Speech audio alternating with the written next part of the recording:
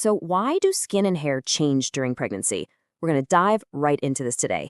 Think of this explainer as a biological journey, right? We're looking at how pregnancy completely transforms the human body from the inside out. Like this quote says, pregnancy can change the body from the inside out. But some of the most visible signs of this transformation appear on the skin and in the hair. It's literally a marvel of biological engineering. To support a growing fetus, the body makes these hidden internal adjustments. And as we'll see today, those adjustments leave their marks right on the surface. Section 1. The hormonal shift, an inside-out transformation. Now, to understand the outside, we've got to look at the inside. The visible changes on the skin and hair don't just happen randomly. A hormone is basically a substance made in the body that controls the function of cells or organs. During pregnancy, hormones, especially estrogen and progesterone, they're like the master architects. They're orchestrating massive systemic changes. And since your skin is literally your body's largest organ, and your hair follicles are super sensitive to these chemical signals, well, they get profoundly impacted by this hormonal flood. But I want to emphasize this right off the bat. Every pregnancy is totally unique. Not all women experience the same skin or hair changes. Some might get every single change we're going to talk about today, and others, none at all. There's just no universal playbook for how these hormones decide to express themselves physically on the outside. Moving on to Section 2, surface transformations, pigmentation, stretching, and blood flow. So looking at the skin surface, we see the power of melanin at work. Hormonal shifts trigger a huge surge in melanin, which is the natural stuff giving color to our skin and hair. This extra pigment loves to concentrate in specific spots. For instance, it creates the linea nigra, that distinct dark line running down the abdomen from the navel to the pubic bone. It's also exactly why the nipples and even the inner thighs often darken up during those 9 months. That same melanin surge, it's what causes melasma, a really common skin condition, often called the mask of pregnancy. It shows up as these brown or gray-brown patches, usually on the cheeks, nose, and forehead. And here's the key takeaway for this one. It's a completely normal biological response, but UV rays can actually make it much darker. So, slapping on some sunscreen and wearing a wide-brimmed hat every day can genuinely help keep those patches from getting worse. Okay, let's talk about stretch marks. They are incredibly common, especially once you hit the 3rd trimester. It's just a visible sign of rapid fetal growth. Your skin is quite literally stretching as fast as it can to accommodate the growing baby. And look, there are a million products out there claiming they can prevent stretch marks, but scientifically, there's just no proof any of them actually work. Slathering on a heavy moisturizer is awesome for keeping the skin soft and helping with the itchiness, but it's not going to stop the biological reality of your skin stretching. These transformations also hit the vascular system. You see, pregnancy demands a lot more blood. Up top, on your face, neck, and arms, this increased blood volume can cause these tiny red spider veins to pop up. But contrast that with the lower body. Down there, the sheer weight of the growing uterus actually decreases the blood flow trying to return from the legs. All that pressure causes the leg veins to swell up and become sore and blue. That's what we call varicose veins.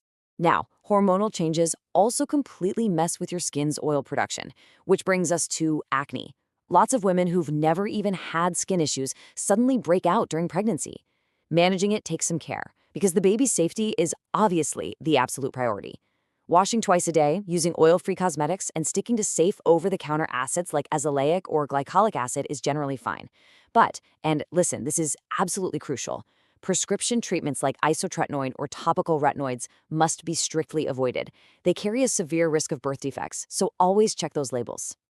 All right. Section 3. The hair cycle, thicker strands and new growth. Moving up to the scalp, pregnancy hormones literally hack your body's natural biological hair cycles. Normally, your hair grows, takes a little rest, and then falls out. But pregnancy hormones basically hit the pause button on that falling out phase. So, you know that famous, glorious pregnancy hair that looks so thick and full?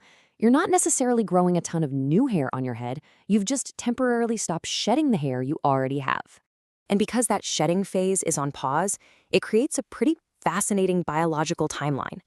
About 3 months postpartum, when your hormone levels finally drop back to their normal baseline, well, all that hair that was supposed to fall out over the last 9 months decides to shed all at once. It can be super alarming to see, but it's literally just your body resetting its hormonal baseline.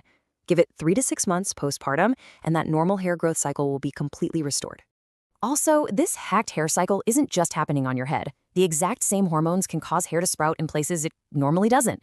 We're talking the face, chest, abdomen, even your arms. I know, right? But again, it's a totally harmless temporary biological response.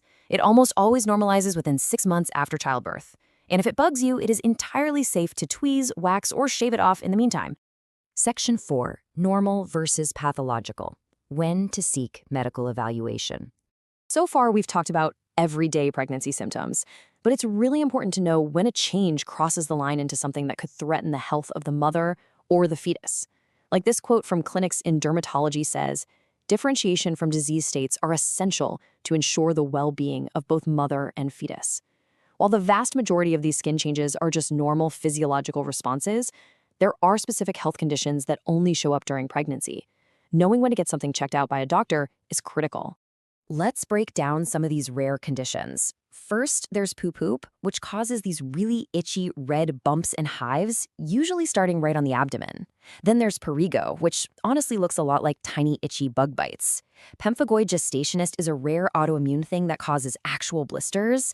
And finally, ICP, which causes severe itching, but usually without any rash at all. So what's the big takeaway here? If you experience severe itching or a brand new rash during pregnancy, never ignore it. Get it checked out for sure. Let's zoom in on ICP for a second. It stands for intrahepatic cholestasis of pregnancy. To get what's happening here, we have to talk about bile, which is just a substance made by the liver to help us digest fats. Well, with ICP, the normal flow of bile out of the liver actually gets blocked. And since it can't flow out like it's supposed to, the components of the bile end up depositing directly into the skin. This causes unbelievably severe itching, especially on the palms of the hands and the soles of the feet, and it usually gets way worse at night. And this brilliantly highlights why knowing the difference between normal and pathological is so important. Conditions like ICP and pemphigoid gestationis, they aren't just uncomfortable, they carry actual risks, like a higher chance of preterm birth or, in rare ICP cases, stillbirth. If a doctor spots these through blood tests or exams, close medical monitoring is simply non-negotiable. They might even need to intervene with medication or suggest delivering the baby a bit early just to keep everyone safe. Which brings us to Section 5, the postpartum reality, fading marks and recovery. So the baby is finally here, the pregnancy journey is over, and the body does this incredible reset. Those spider and varicose veins, they typically just fade away. That wild postpartum hair shedding normalizes after a few months. The dark spots in melasma usually lighten right up and disappear. Now the stretch marks will fade from that deep red or purple down to a lighter, more silvery color. They might never completely vanish, honestly, but they stay there as a permanent, albeit faded, mark of the journey. And that leads us perfectly to our final thought. The changes in skin and hair during pregnancy are visible reminders of the extraordinary biological changes happening inside the body. You know, it really makes you step back in awe of human biology, doesn't it? The next time you see a stretch mark or a patch of melasma, maybe just ask yourself, isn't it incredible what the human body will completely re-engineer just to bring new life into the world? Thanks so much for hanging out with me for this explainer, and keep staying curious.